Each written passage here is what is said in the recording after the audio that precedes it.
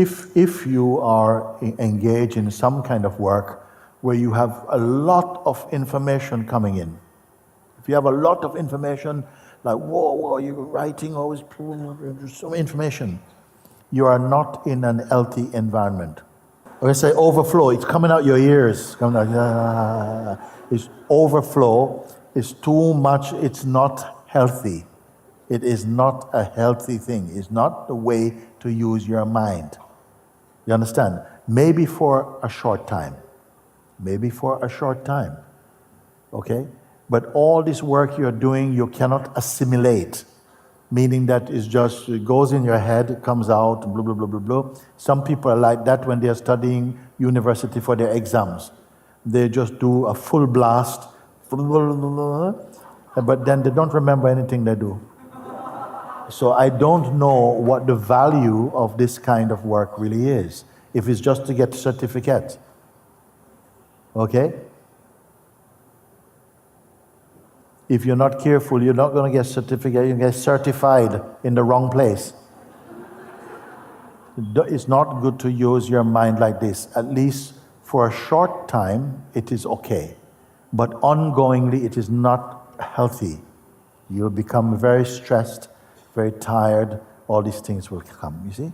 What depends what kind of student. Are you a student of life or a student of some particular discipline? Yeah. Then every discipline must have a beginning and an end. Yes? If you want to say student of life, what it means, that term just came in my life. It means that, in my mind, it just means that some of the greatest teachers are great students also. You see? They don't have teacher ego. They are the ones learning very quickly also. But it's a joy in that kind of learning. You see? Yeah. So this kind of thing, I would say, if you are happy in your heart, you will naturally assimilate things in a very healthy way. You may assimilate things in a very healthy way.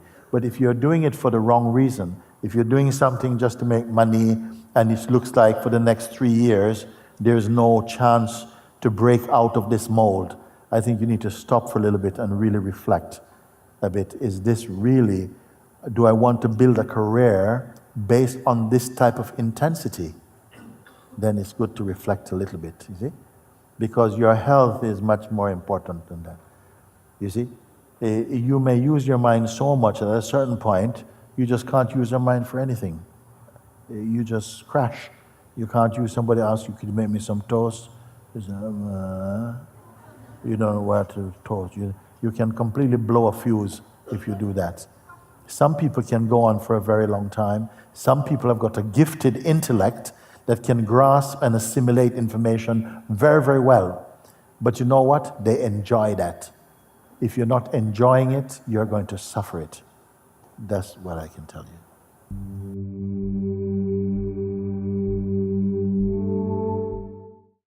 If you have a tendency, an emotional temperament, then it is just one amongst various other expressions of consciousness for now. If you ask, I'd like to control that, or I'd like to go beyond this seeming weakness, then what I would like to tell you, because we don't have time to go through an entire thing, but I want to help you with this, sir. and it can happen very much. Today we had a satsang, and it very much deals with any kind of strange phobia or behavior or thing that comes out of our sense of our person, and how to begin to observe those states.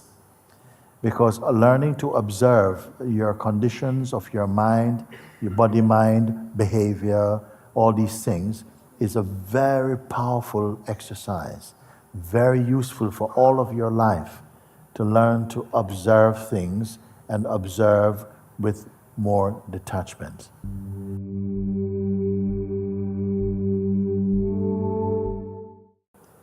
Most people who are searching for truth, for God, of course they are aware that the discovery of truth or God must happen inside themselves also.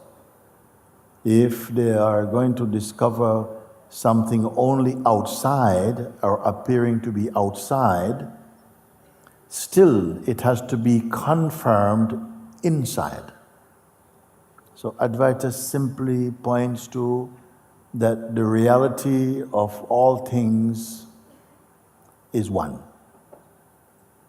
It's one whole. This is not really in conflict with any particular religion.